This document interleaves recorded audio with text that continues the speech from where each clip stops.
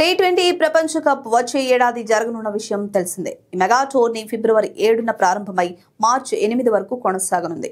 ఈ టోర్నీకి ఇండియా, శ్రీలంక సంయుక్తంగా ఆతిథ్యం ఇవ్వనున్నాయి.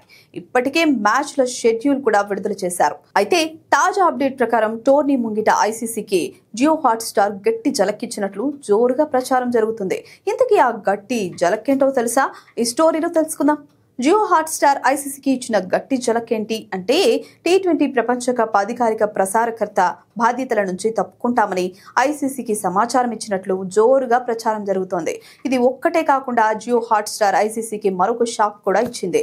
అదే 4 ఏళ్ల భారత మీడియా హక్కుల ఒప్పందంలో మిగిలిన 2 ఏళ్ల కాంట్రాక్ట్ ను ఇంకా కొనసాగించలేమని కూడా అఫీషియల్ గా ఐసీసీకి చెప్పినట్లు వార్తలు చక్కర్లు కొడుతున్నాయి. నిజానికి ఓటీటీ ప్లాట్ఫామ్ కు ఈ నిర్ణయాన్ని ఉన్నపళంగా తీసుకోవడానికి దానికి వస్తున్న భారీ ఆర్థిక నష్టాలే కారణమని సమాచారం.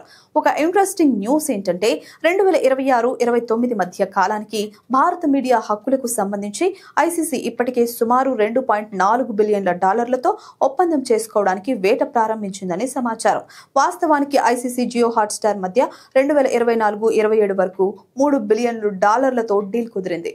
కానీ ఉన్నట్లుండి ఈ డీల్ నుంచి జియో హాట్స్టార్ వైదొలగాలని నిర్ణయించడంతో కొత్త భాగస్వామి కోసం బిడ్లు వేయాలని పలు ప్రధాన ఓటీటీ ప్లాట్ఫామ్లకు ఐసీసీ ఆహ్వానాలు పంపింది. కానీ డీలు విలువ భారీగా ఉండడంతో Sony Pictures Network India, Netflix, Amazon Prime Video వంటి ప్రముఖ ఓటీటీ ప్లాట్ఫామ్లు ముందుకు రావడం లేదని సమాచారం.